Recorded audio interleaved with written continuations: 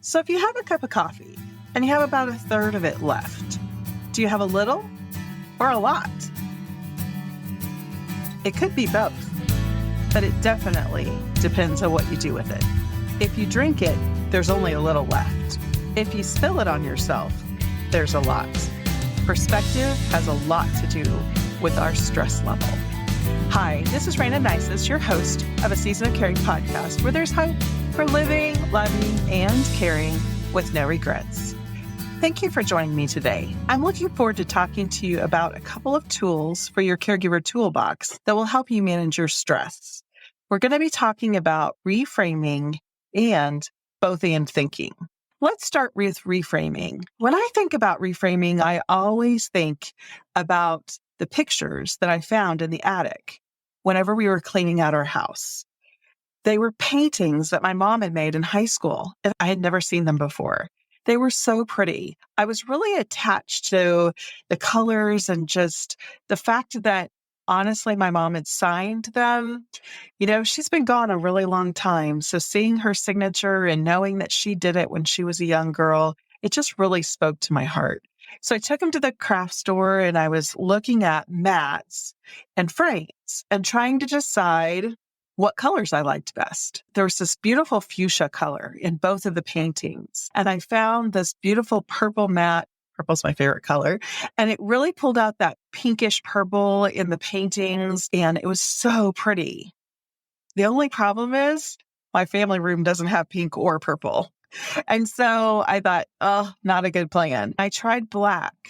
When I put the black mat on it with a cherry wood frame, it drew out these beautiful olive colors, browns, and brick red colors, all colors that looked beautiful in my family room. It was the same paintings. Nothing had changed about the paintings, but what was around them helped to draw your eye to certain parts within the paintings and really helped you see different things that made the paintings beautiful.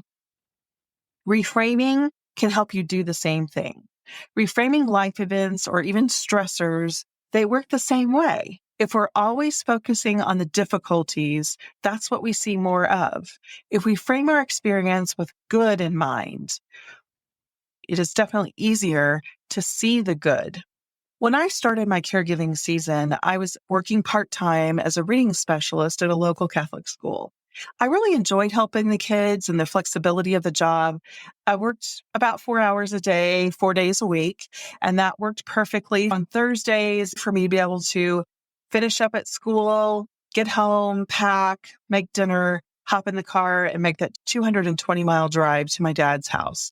I'd spend the time with him until about Sunday afternoon and then head back home to the farm again and to start the week over.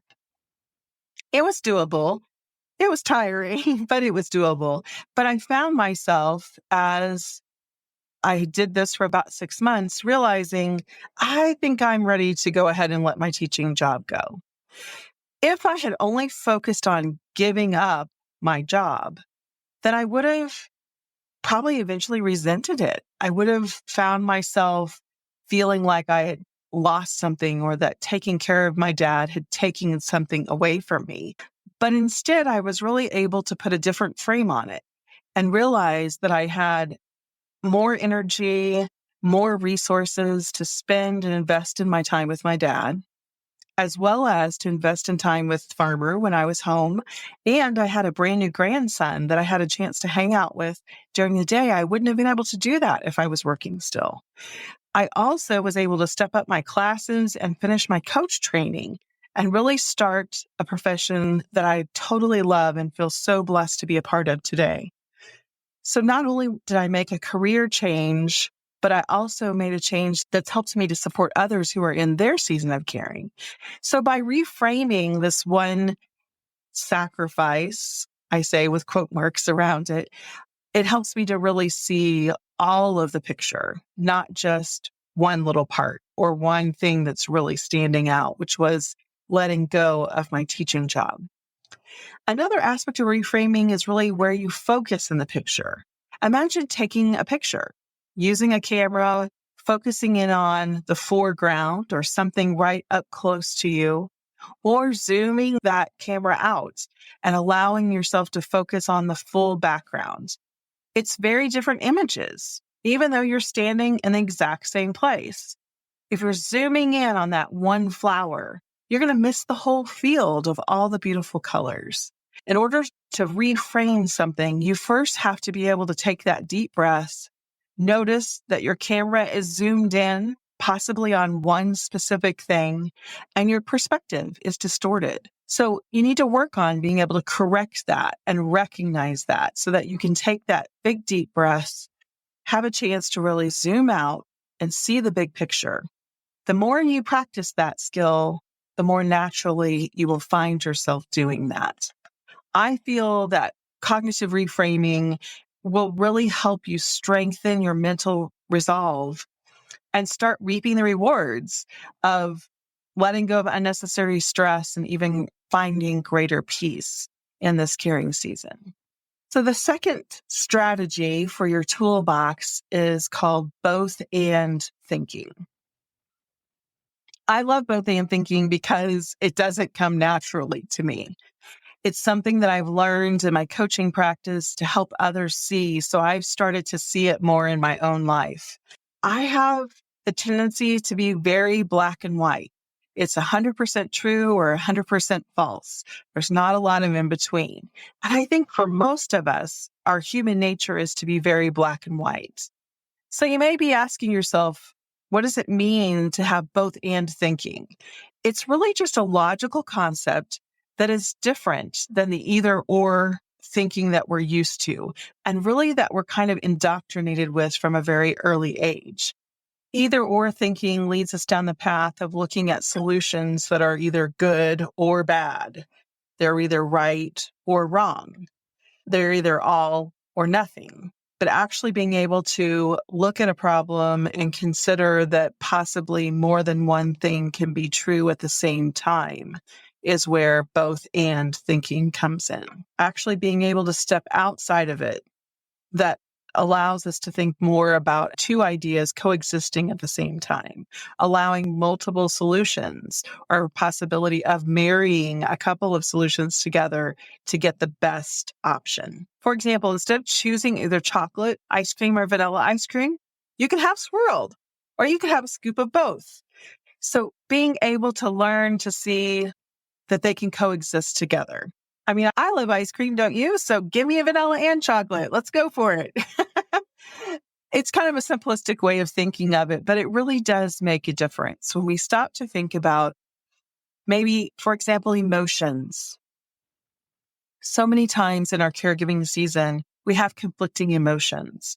We have joy in something that's happening in life. Maybe it's a child who's getting married or a grandchild who's being born. At the same time, we're losing something. Our loved one isn't able to do something they've been able to do in the past, whether it be go shopping with us or be able to feed themselves. It just depends on the situation, but we often are experiencing these two conflicting emotions. We want to only feel one of them, or we feel guilty for feeling both of them.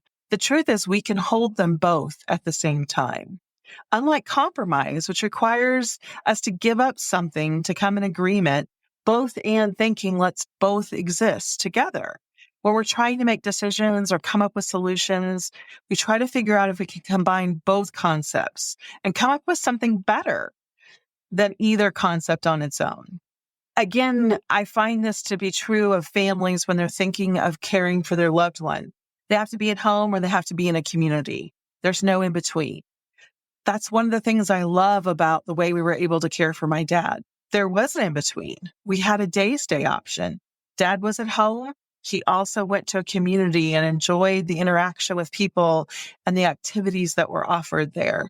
Both and allowed us to have both things for him and really provide the best solution because it wasn't either or, it was both and. It's easy to fall into the either or trap, but just the slight change of perspective can make a huge difference in how we interact with each other, how we engage, our struggles, or even problem solve.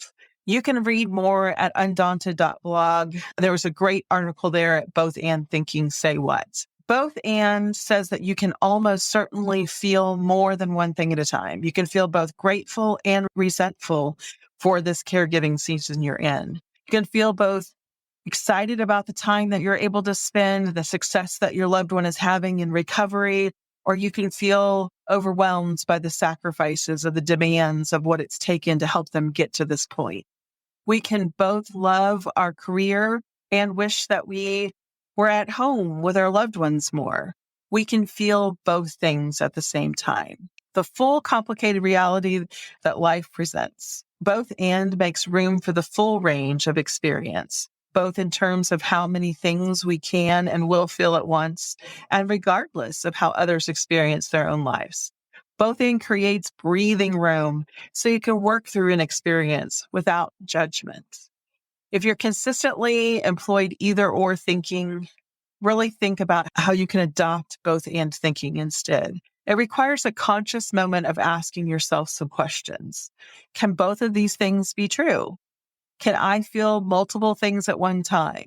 Maybe what multiple things am I feeling? Because you are feeling multiple things at one time. You just often focus in on one of them. Can I just notice what I'm experiencing without judgment? You can just notice. Both And thinking will allow you to live in this ambiguous place, this place of love for the person that you once knew and for the person who is currently here in front of you. As we're caregiving, there are losses, and the Both And thinking helps us to appreciate what we have and have lost at the same time as be able to appreciate what we have now.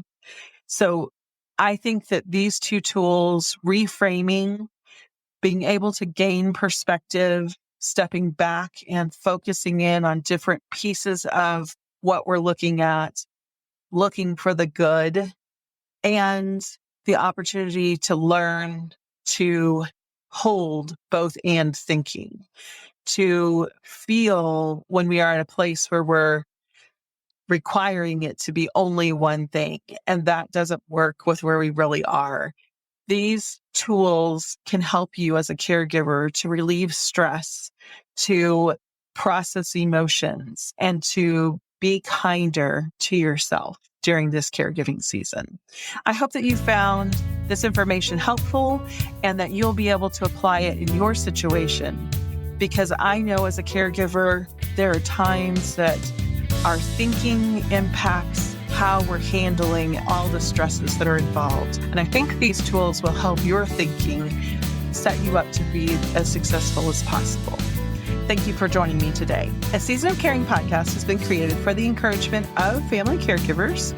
If you have financial, legal, or medical questions, be sure to consult your local professionals and take heart in your season of caring. This episode of the Season of Caring podcast has been brought to you by No Regrets, Hope for Your Caregiving Season. My story of walking my parents all the way home is filled with heartwarming stories and practical tips to encourage you in your journey. You can purchase your signed copy and a special bundle created just for you by me at noregrets-book.com. If you've already read No Regrets, I would be honored if you would leave an honest review at any major retailer or Goodreads.